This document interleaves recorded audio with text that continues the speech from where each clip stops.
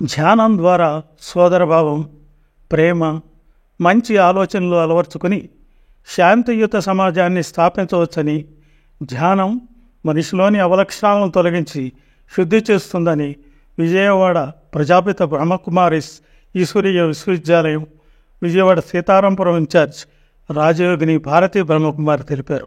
మానవులు తమను తాము శుద్ధీకరించుకోవచ్చని ధ్యానం ద్వారా ఆమె అన్నారు. తమ సంస్థ ఈ దిశగా కృషి చేస్తోందని రాజయోగిని భారతి వివరించారు. ప్రజాపిత బ్రహ్మకుమారిస్ ఈశ్వరీయ విశ్వవిద్యాలయం 1936 సంవత్సరంలో కుటుంబ ఆధ్యాత్మిక సత్సంగంగా ప్రారంభమైంది.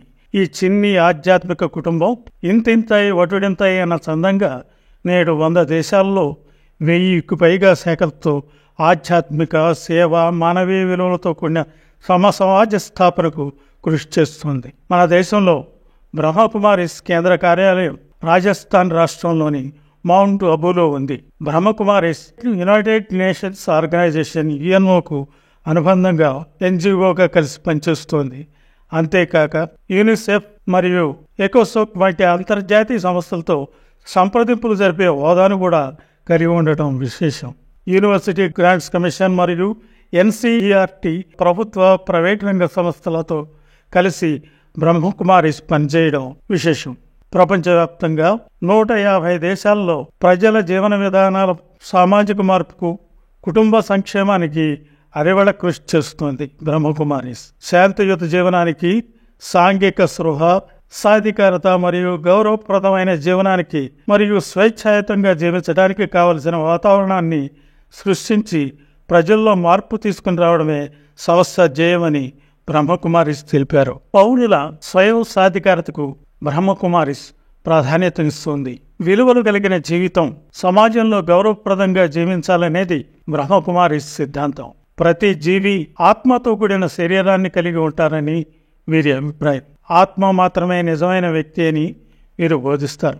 మానవుల్లో మంచితనం అనే అంశం ప్రధానమైనదని, దీని ద్వారా సానుభూతి, వినయం, స్వచ్ఛత, ప్రేమ, పరస్పర సహకారం, సహనం అలవడుతుందని తెలియజేశారు. సోదర తత్వాన్ని పెంపొందించడానికి, విశ్వవ్యాప్తంగా ఈ భావనను అలవర్చడానికి బ్రహ్మకుమారిస్ పనిచేస్తోందని వారు తెలిపారు. సోదరతత్వం ద్వారా మానవీయ విలువలు సమాజంలో పెరిగితే మానవుల్లో ఉన్న అవలక్షణాలు దూరమవుతాయని వీరు బోధిస్తారు. దైనందిన జీవితంలో వీటిని అలవర్చుకోవాలనేది వీరి బోధనలో సారాంశం. మెడిటేషన్ ద్వారా మానవులు ఈ స్థితిని పొందవచ్చని, సాధన ద్వారానే ఇది సాధ్యమవుతుందని వీరి భావన. దైవం అనేది సుప్రీం పవర్ అని, ఇది ప్రతి వ్యక్తిలోనూ ఆధ్యాత్మికతను పెంపొందిస్తుందని వీరి నమ్మకం. వివిధ కార్యక్రమాలను బ్రహ్మకుమారిస్ చేపట్టారు. పరిపాలన, కళలు, సంస్కృతి, వ్యాపారం, పరిశ్రమలు, విద్య, గ్రామీణాభివృద్ధి వంటి 17 రంగాలలో వీరు కార్యక్రమాలను నిర్వహిస్తుంటారు. సామాజిక మార్పులో భాగంగా ప్రతి వ్యక్తి సంఘంలో భాగమని, వ్యక్తిలో మార్పు ద్వారా సమాజంలో మార్పును తీసుకుని రావాలనేది వీరి భావన. దీనికోసం రాజయోగ మెడిటేషన్, నాయకత్వ లక్షణాలను పెంపొందించడం, పాజిటివ్ ఆలోచనలు, విలువలతో కూడిన జీవన విధానం, ఉద్వేగాల నియంత్రణ, మానవ సంబంధాలను నేర్పడంలో నైపుణ్యం వంటివి వివిధ కోర్సులను బ్రహ్మకుమారిస్ 3 నుంచి 7 వారాల పాటు శిక్షణా కార్యక్రమాలను నిర్వహిస్తోంది. తీశాలి కిరణాలు నానలు వైపులా వ్యాపిస్తూ కలుషితమైన వాతావరణాన్ని కూడా సమాప్తం చేస్తున్నాయి. ప్రకృతి తత్వాలు, గ్రహాలు కూడా ఈ కిరణాలను స్వీకరిస్తూ శాంతియుతంగా అయ్యి సహయోగాన్ని ఇస్తున్నాయి. నేను నా జీవితాన్ని ధన్యం చేసుకుంటున్నాను, సుఖమయంగా మార్చుకుంటున్నాను. ఈ చిన్న లోపాలే పెద్ద పెద్దగా అయిపోతూ ఉంటాయి అంటున్నారు. మరి అందరిలో కూడా బాబా అన్నారు ఏం చేయాలంటే కరుణాభావం అనేది ఉంచుకోవాలి. లోపల బాబా అన్నారు మీరందరూ సాఫ్గా, స్వచ్ఛంగా, క్లీన్గా ఉండాలి అంటున్నారు. లోపాలు, మర్యాద, పాలన ఇవన్నీ కూడా ఉంచుకోవాలి, మర్యాద పాలన చేసుకోవాలి. లోపాలని ఎప్పుడు కూడా చూడకూడదు అంటున్నారు. ఈ జ్ఞాన మార్గంలో బాబాన్న నడుస్తూ నడుస్తూ ఎన్నో లోపాలు కూడా చూస్తూ ఉంటారు. అవి ఎప్పుడు కూడా చూడకూడదు అంటున్నారు. సేవ అనే అభిమానం కూడా ఉండకూడదు అంటున్నారు. మన దేహ అభిమానం అనే స్థితి ఉండకూడదు. బాబాని జ్ఞాపకం చేసి సూక్ష్మమైనటువంటి చెకింగ్ చేసుకోవాలి. నాలో లోపాలు ఏమున్నాయి అనేది చెక్ చేసుకొని తొలగించుకోవాలి.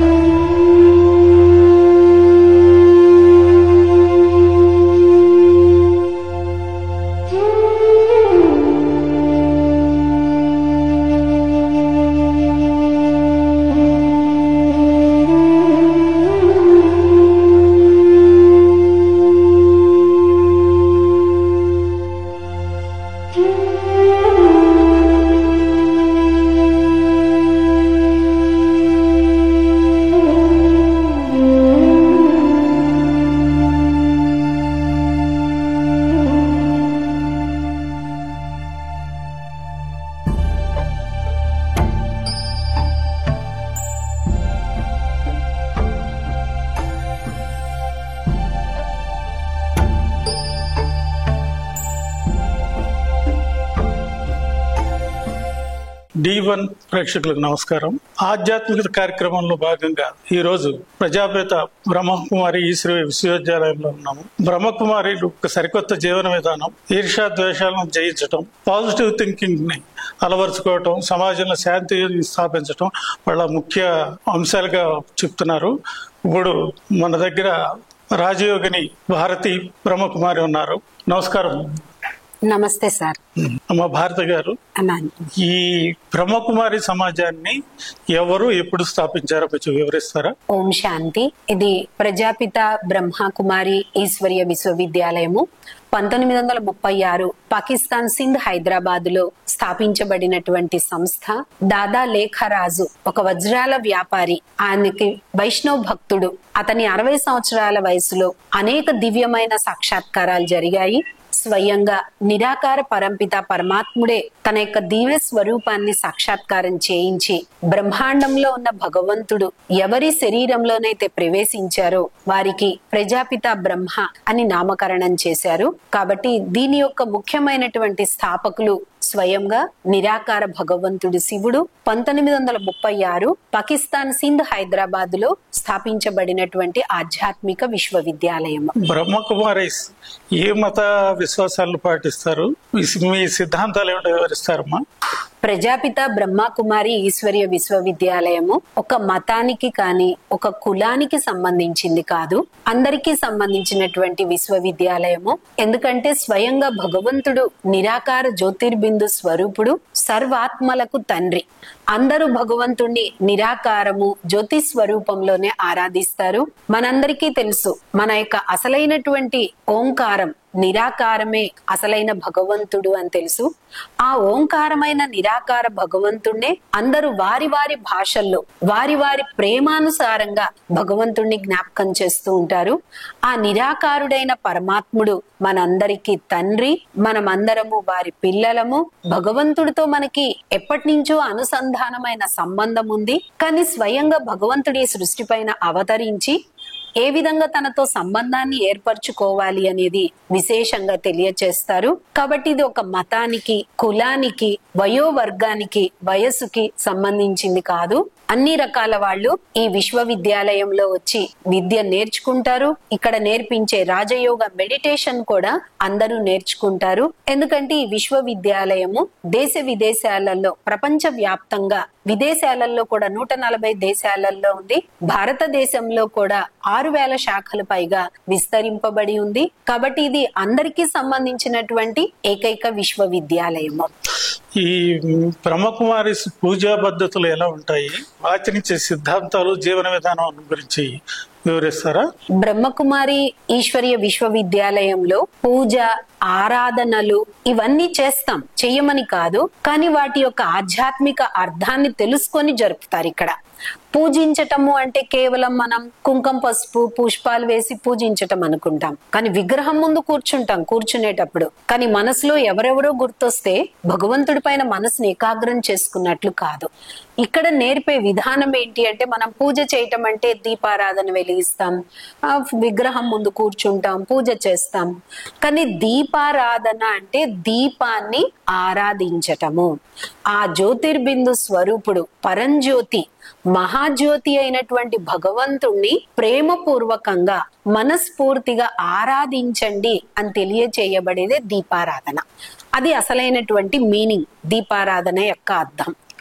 రెండవది పూజ యొక్క విధానము అంటే పాటలు పాడుకుంటూ లేక పుష్పాలతో అర్పించటం కాదు. మనలో దివ్య గుణాలనేటువంటి సుగంధం, మంచి వాల్యూస్ ని, మంచి విలువలను నింపుకుంటూ మనసు భగవంతుడి పైన ఏకాగ్రం చేసుకోవాలి అనే పూజా విధానాన్ని ఇక్కడ నేర్పిస్తారు.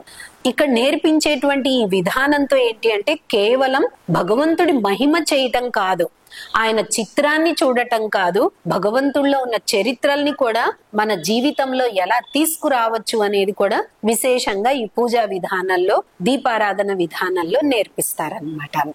బ్రహ్మకుమారి వస్త్రధారణ కూడా వేరుగా ఉంటుంది. మీరు ఆచరించే సిద్ధాంతాల గురించి, మీరు నేర్పించే వాటి గురించి కూడా వివరించండి. ఈ విశ్వవిద్యాలయంలో శ్వేత వస్త్ర ధారణ చెయ్యటము అంటే దీనికి కూడా ఒక అర్థం ఉంది. అంటే శ్వేతవర్ణము అంటే శాంతికి గుర్తు. మరి మనకు కూడా తెలుసు, సరస్వతీదేవి కూడా శ్వేతవర్ణంతోనే వర్ణన చేస్తున్నారు.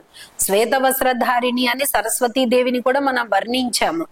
అదే విధంగా భారత్ మాతని కూడా మనం శ్వేత వస్త్రధారిణిగానే వర్ణించాము. అంటే ఈ శ్వేత వస్త్రాలు వేసుకోవటానికి గల కారణం ఏంటి అంటే, ఒకటి శాంతికి గుర్తు, రెండవది పవిత్రతకి గుర్తు. కల్మషం లేకుండా ప్రశాంతమైనటువంటి జీవితాన్ని గడపాలి అనేటువంటి ఉద్దేశంతోనే ఈ శ్వేత వర్ణాన్ని ఎన్నుకోవటం జరిగింది.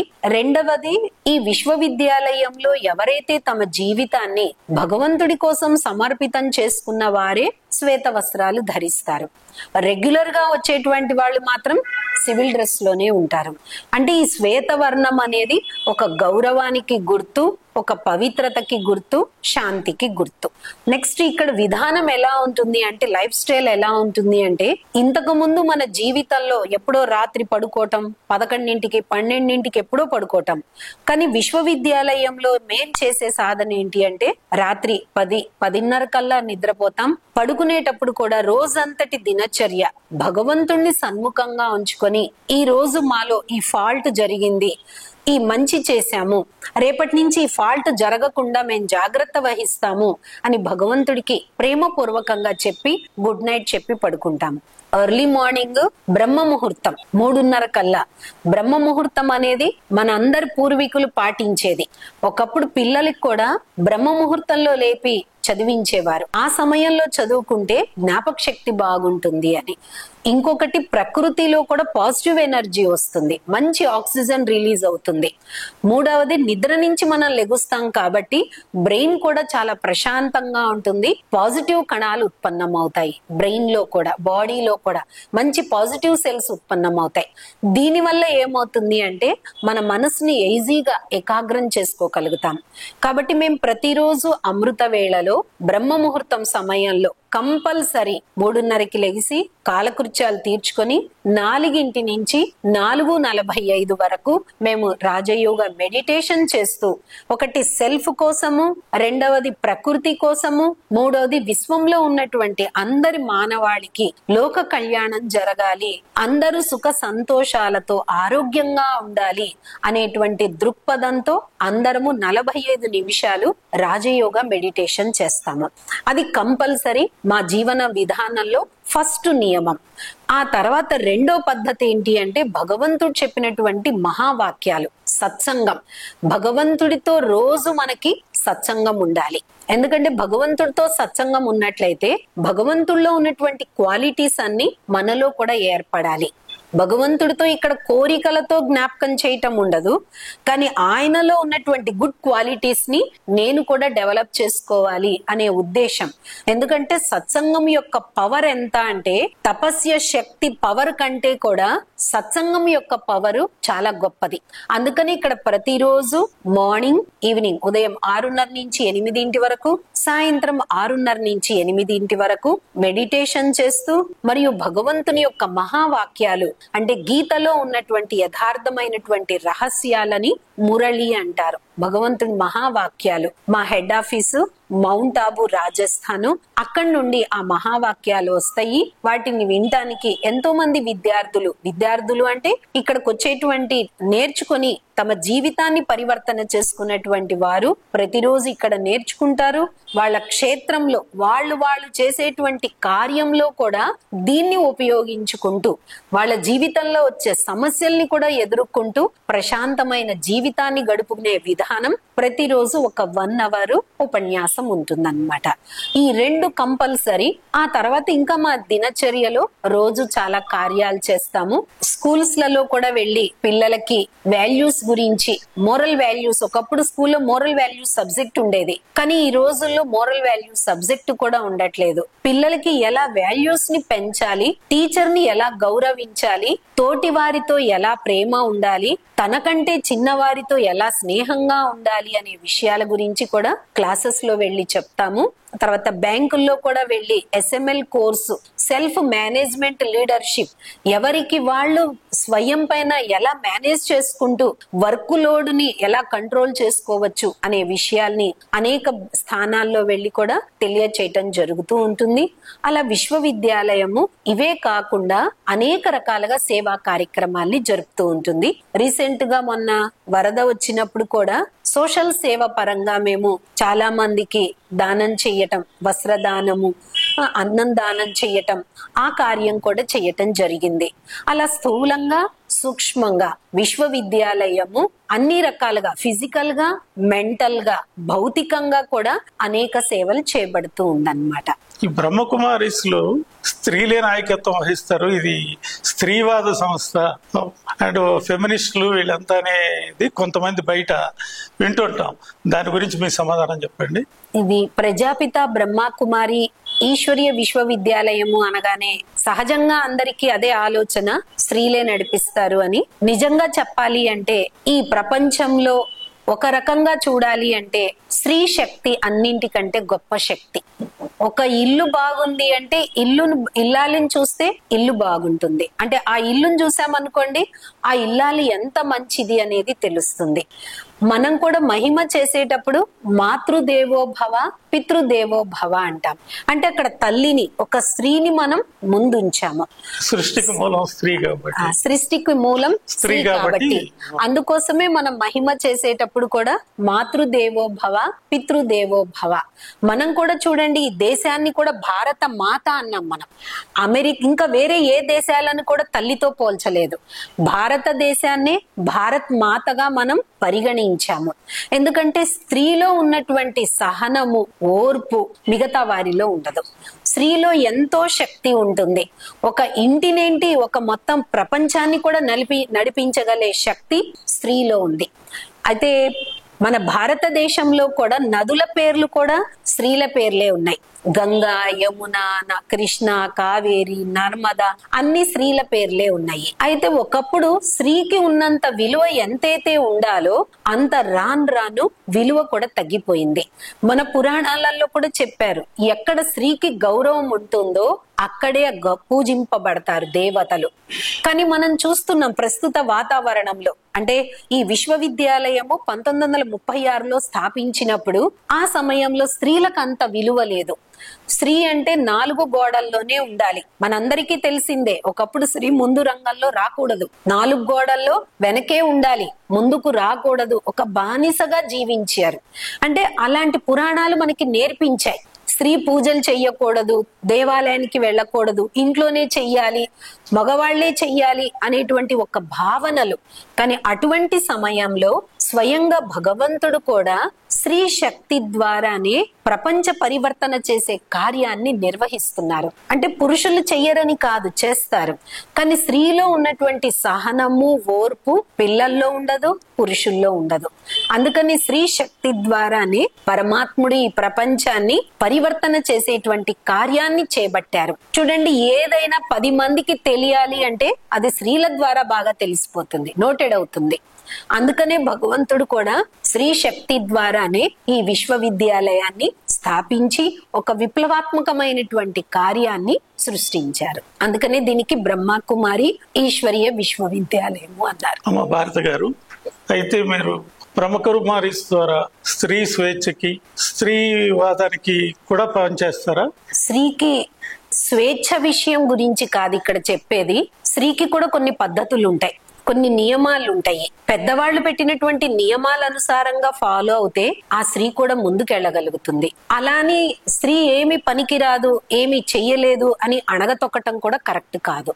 ఎందుకంటే ఇద్దరూ సమానమే, స్త్రీ పురుషులు ఇద్దరూ సమానమే. ఒకప్పుడు మన భారతదేశంలో స్త్రీ పురుషులిద్దరికీ సమాన గౌరవ మర్యాదలు ఉండేవి. మనం కూడా చెప్పేటప్పుడు ఏమంటాము? లక్ష్మీనారాయణులు అంటాం, సీతారాములు అంటాం, పార్వతీ పరమేశ్వరులు అంటాం.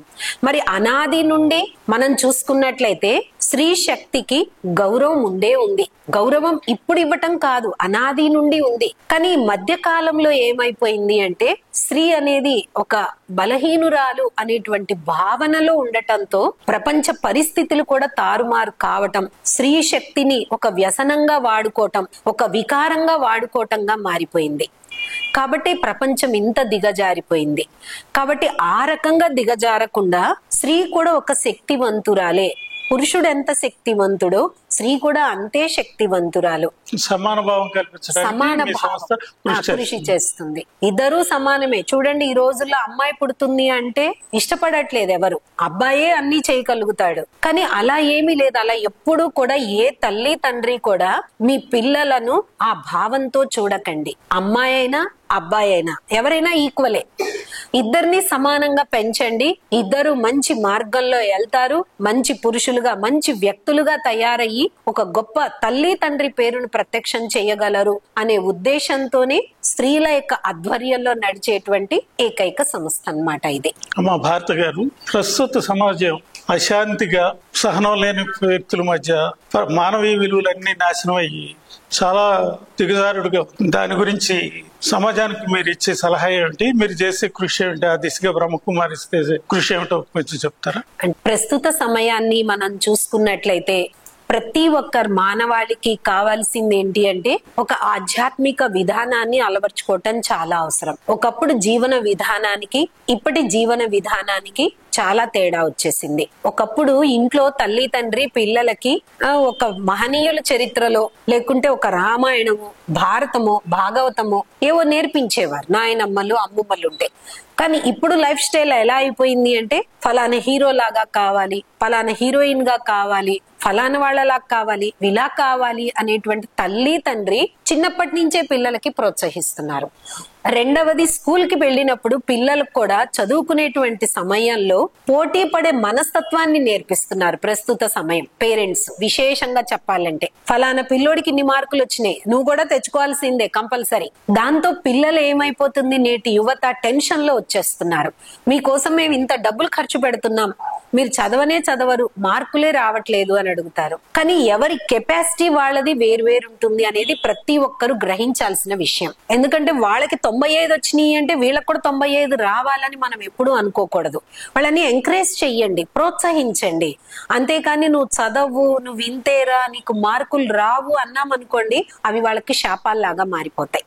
వాళ్ళు ఎదగాలనుకున్నా కూడా ఎదగలేకపోతున్నారు. ఇప్పుడు ప్రతి ఒక్కరు గుర్తు పెట్టుకోండి, మన నోటి నుంచి వచ్చే ఒక్కొక్క మాట ఆశీర్వాదాలు ఇచ్చే విధంగా ఉండాలి, శాపాలు ఇచ్చే విధంగా ఉండకూడదు. నువ్వు పనికిరావు అంటే ఇంక వాళ్ళు పనికి రాకుండా అయిపోతారు. నువ్వు బాగా పని చేయగలవు, నీలో ఆ శక్తి ఉంది, నీలో ఆ ధైర్యం ఉంది, నీలో ఆ అర్హత ఉంది అని వాళ్ళకి ప్రేమగా చెప్పండి. ఏ వయసు పిల్లలైనా ఎవరైనా వింటారు, నమ్ముతారు. మేము విశ్వవిద్యాలయంలో కూడా ప్రతిరోజు మాకు నేర్పించేది ఇదే. ప్రతి ఒక్కరిలో ఉన్నటువంటి విశేషతల్ని బయటకు తీయటం. ఒకవేళ వాళ్ళలో చెయ్యలేకున్నా వాళ్ళకి సహయోగం చేస్తాం. మీరు చెయ్యగలరు, మీరు చెయ్యండి అని వాళ్ళలో ఒక పాజిటివ్ థింకింగ్ ని డెవలప్ చేయటం. అది ఎలా అంటే రోజు వాళ్ళకి మనస్సులో మనం వైబ్రేషన్స్ ఇవ్వటం. వీళ్ళు చెయ్యగలరు, వీళ్ళ వల్ల అవుతుంది, వీళ్ళు కాకుంటే ఇంకెవరు చేస్తారు అని ఎప్పుడైతే మేము పాజిటివ్ వైబ్రేషన్స్ వాళ్ళకి పంపిస్తూ ఉంటామో వాళ్ళలో మేము చెయ్యలేము అనేటువంటి వీక్నెస్ ఏదైతే ఉందో అది నెమ్మదిగా సమాప్తమయ్యి వాళ్ళలో పాజిటివ్ ఎనర్జీ డెవలప్ అవుతూ ఉంటుంది అన్నమాట. దీని ద్వారా ఏమవుతుంది అంటే పరస్పరంలో ఒకరి పట్ల ఒకరికి ప్రేమ ఏర్పడుతుంది, గౌరవం ఏర్పడుతుంది, మంచి భావనలు ఏర్పడతాయి. అందుకనే విశ్వవిద్యాలయంలో రోజు మాకు ఇచ్చే మెసేజ్ ఏంటి అంటే అందరి పట్ల పాజిటివ్ భావనలు, శుభ భావనలు ఉండాలి, శుభ కామనలు ఉండాలి, అందరికీ ఆశీర్వాదం ఇచ్చే కర్మలు చెయ్యమని చెప్పేది.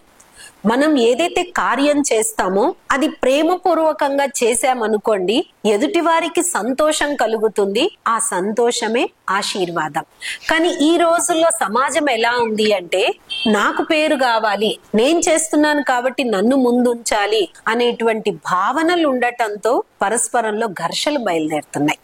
వీటన్నింటినీ సమాప్తం చేసుకోవటానికి మనందరం ఒక పాజిటివ్ ఎనర్జీని డెవలప్ చేసుకుంటే ఈ ప్రపంచంలో ఉన్నటువంటి అశాంతిని, దుఃఖాన్ని తొలగించవచ్చు.